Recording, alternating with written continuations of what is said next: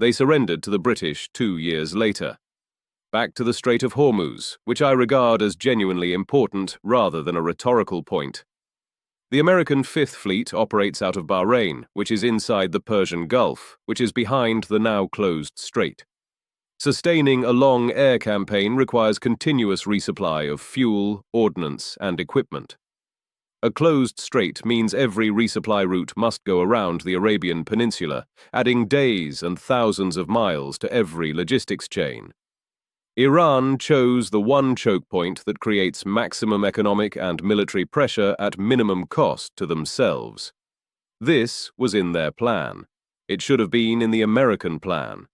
The evidence suggests it was not weighted appropriately, and that gap between what Iran planned and what America planned for is what Day 18 looks like.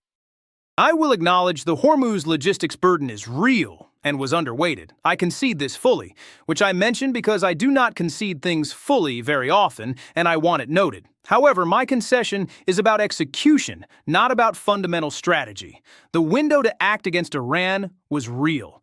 Iran was at its weakest in 4 decades. The protests in January had shaken the regime. The proxies in Lebanon had been degraded. The military had been damaged in the June 2025 strikes. Every month of delay was a month in which those conditions could reverse.